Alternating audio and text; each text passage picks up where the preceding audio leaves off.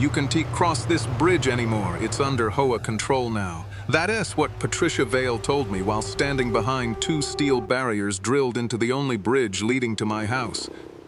She had what looked like an official county order in one hand, two private security guards behind her, and a white sign hanging across my bridge. HOA authorized access only. There was just one problem. I wasn't in HOA, and that bridge had been part of my deed for more than 20 years. Patricia told me the county had reclassified it for emergency community access. She handed me the paperwork like the argument had already been settled.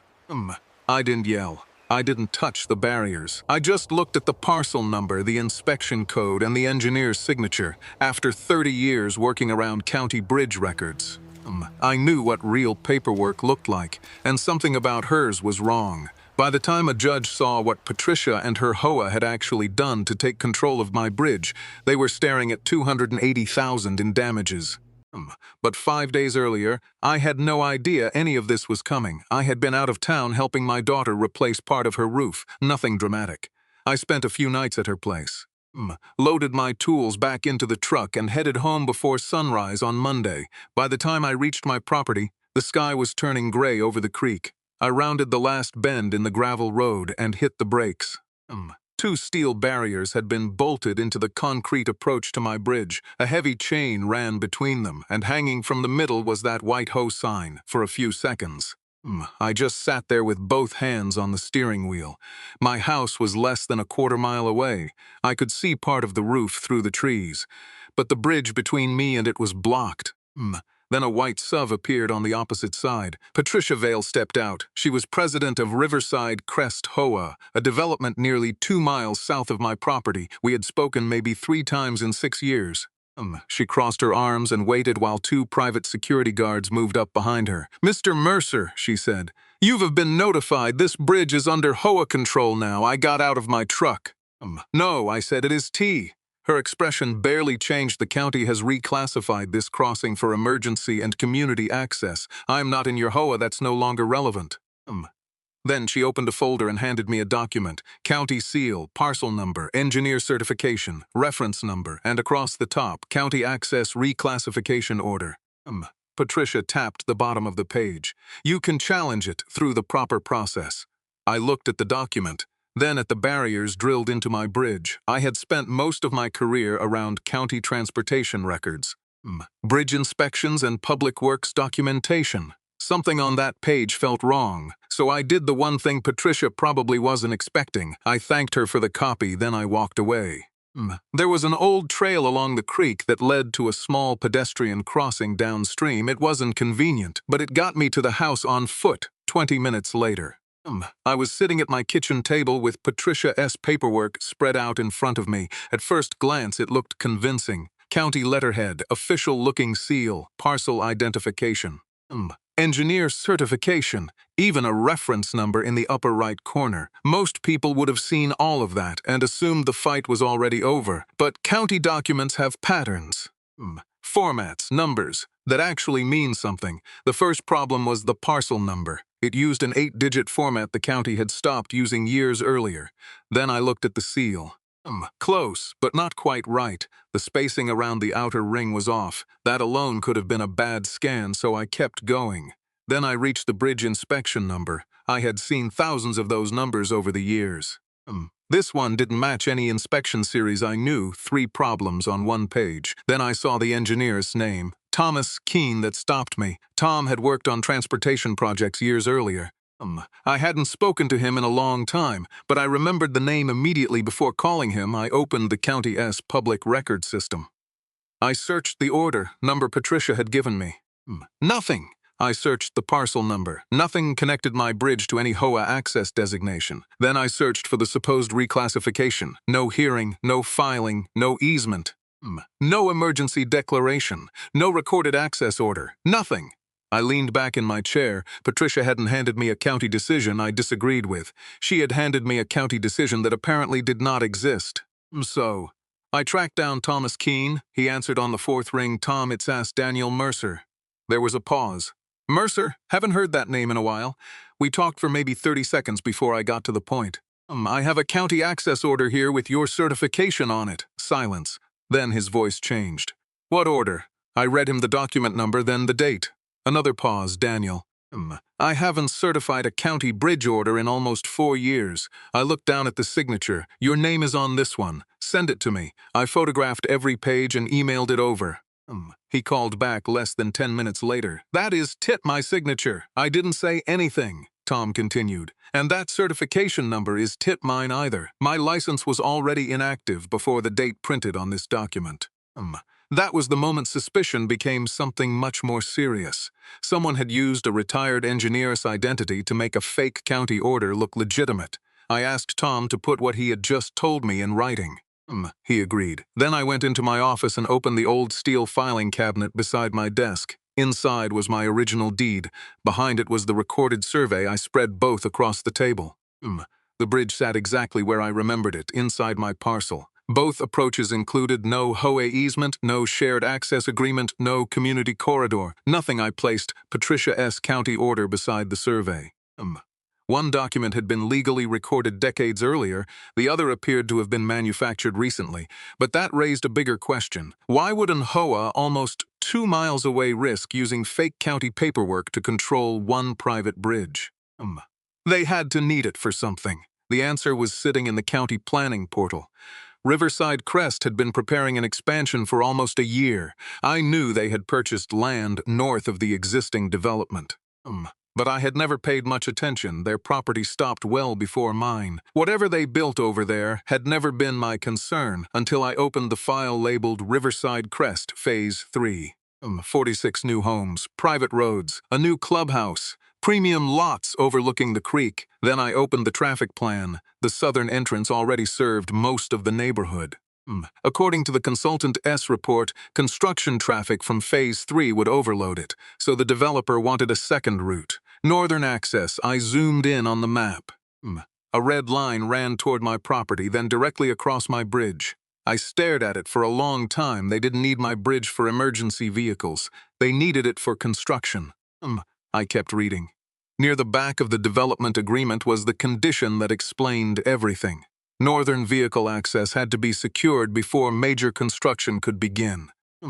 Without it, the developer could delay portions of the project or walk away from certain phases. Now Patricia S. urgency made sense. Building another bridge across that creek would require engineering studies. Environmental review, permits, construction, and hundreds of thousands of dollars. Using mine would cost almost nothing. All they needed was a legal right to cross it, or something that looked enough like a legal right to convince me not to fight.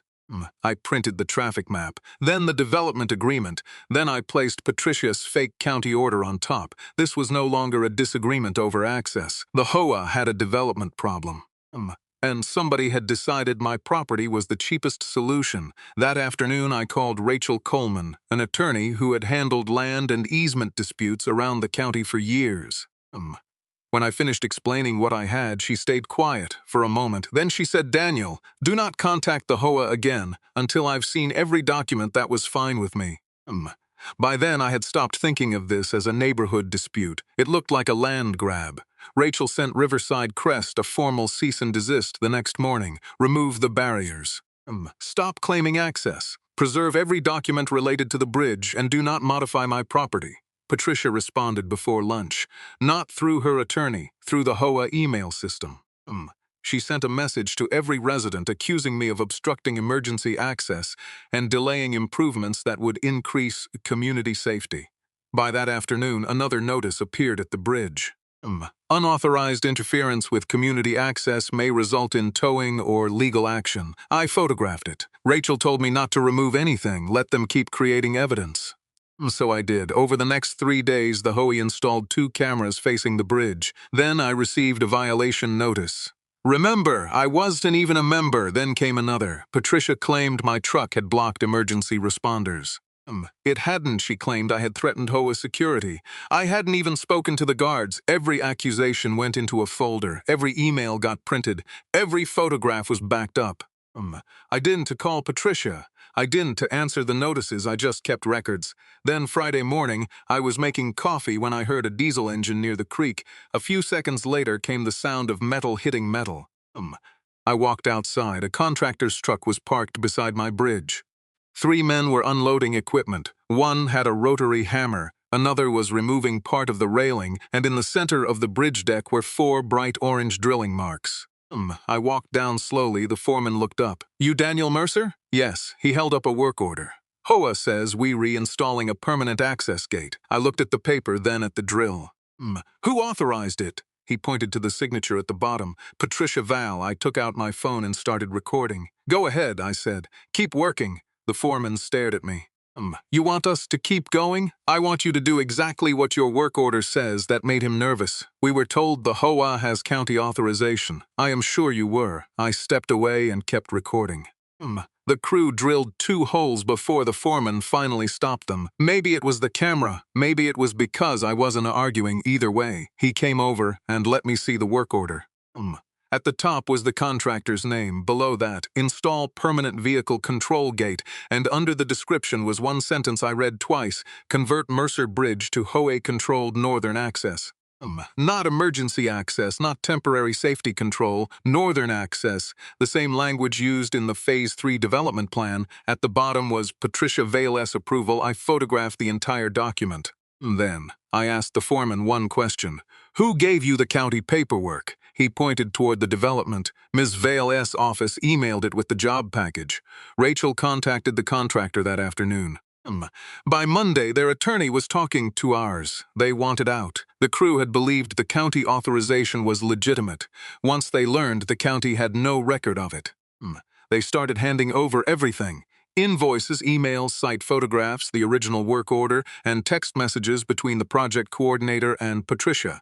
One message said, "Mercer may object. Do not negotiate access with him." Another said, "Proceed once barriers are in place." Then Rachel found the message that changed the case. It had been sent 3 days before I came home. "Once permanent control is established, legal access can be dealt with afterward." I read it twice. They hadn't secured the right to use my bridge. They planned to take physical control first and deal with legality later.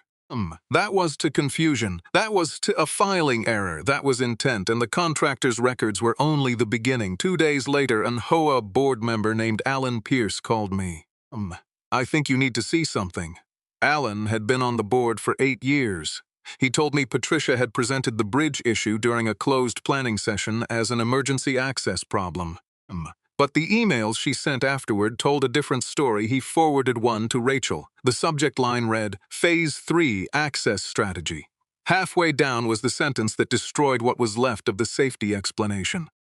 "Once Mercer accepts county authority, permanent HOA access becomes much easier to establish." There it was, not ambulances, not fire trucks, not public safety, permanent access. Rachel placed the email beside the fake county order, the contractor texts, and the development agreement. Then she looked at me. "This is enough. We filed suit. Wrongful interference with private property.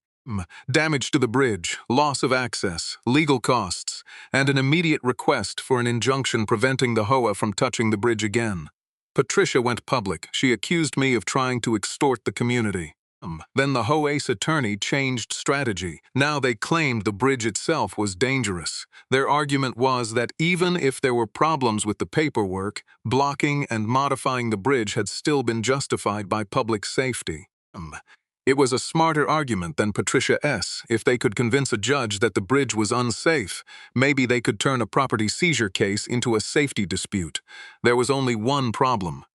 They had just drilled holes into it. Rachel hired an independent structural engineer named Mark Ellison. Mark spent most of a day on the property. He inspected the steel beams, the concrete approaches, the deck, the supports, the load history. He compared everything with older records I still had. 2 days later, his report came back. The bridge was structurally sound. No emergency condition, no engineering reason for closure, no evidence it had suddenly become dangerous. But Mark did find damage. The contractor's new anchor holes had compromised protective material around 2 mounting areas. It wasn't a catastrophic, but the sections needed professional repair to prevent long-term corrosion. The irony wasn't too subtle. The HOA had claimed they needed control of the bridge because of safety. Then, while trying to seize control of it, they created the only new safety problem the engineer found. Mark documented the damage with photographs, measurements, and repair estimates. But one sentence in his report mattered more than everything else. There is no engineering basis for the claimed emergency closure. By then, Patricia's explanation had changed 3 times. First, the county had reclassified the bridge. Then it was emergency access. Now it was structural safety. Every time one story failed, another appeared. Rachel closed the report. She's running out of stories. A few weeks later, Patricia had to tell those stories in front of a judge. The hearing lasted less than a day, but by lunchtime, Patricia looked like she had aged 5 years. Rachel didn't begin with fraud, she began with ownership. The original deed went up first, then the recorded survey. Both showed the same thing. The bridge sat entirely within my parcel. No HOA easement, no shared access agreement, no recorded community. Right then, Rachel introduced Patricia's county access reclassification order. A county records officer testified that no such order had ever been issued. No hearing, no filing, no approval, no matching record number. Then came Thomas Keena's affidavit. He confirmed that the signature was not his, the certification number wasn't his. And his professional license had already been inactive on the date printed below that signature. The HOA attorney called it an administrative mistake. Rachel moved on. The Phase 3 development agreement appeared on the screen. Northern access had to be secured before major construction could begin. Then came the traffic map. The proposed route crossed one place, my bridge. Patricia stopped taking notes. Next came the contractor's work order, convert Mercer Bridge to HOA-controlled northern access. Then the messages. Proceed once barriers are in place. Do not negotiate access with Mercer. And finally, once permanent control is established, legal access can be dealt with afterward. The courtroom went quiet. The HOA attorney objected. The judge overruled him. Then Rachel displayed Patricia's email to the board. Once Mercer accepts county authority, permanent HOA access becomes much easier to establish. After that, there wasn't much room left. Mark Ellison testified last. The bridge had been structurally sound before the HOA touched it. The only recent damage came from the contractor drilling holes for their permanent gate. The judge studied the exhibits. Then he turned toward Patricia. Mrs. Vale, what legal interest does your association actually own in Mr. Mercer's bridge? Patricia looked at her attorney, then back at the judge. We were acting for the safety and long-term benefit of the community. The judge didn't blink. That was not my question. Silence. Then he asked again, what legal interest do you own?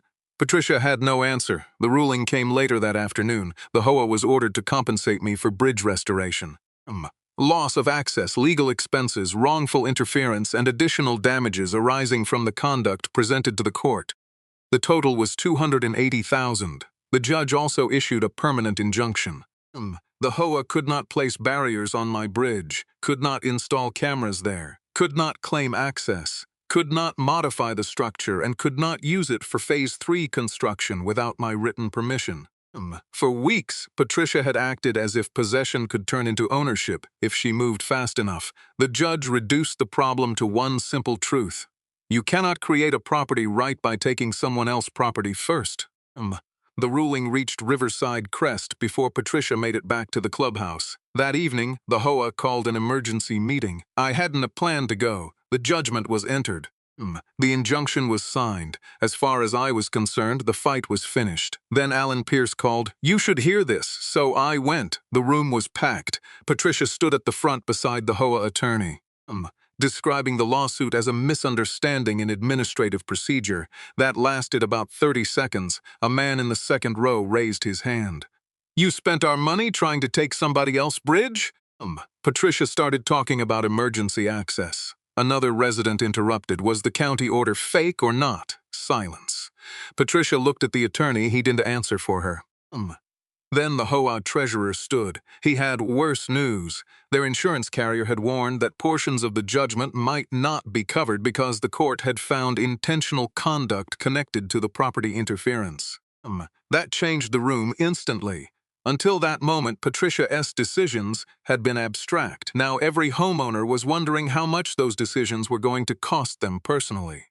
People demanded records, emails, invoices, board minutes. One woman near the back finally said what everyone else was thinking. "You told us this man was threatening the neighborhood.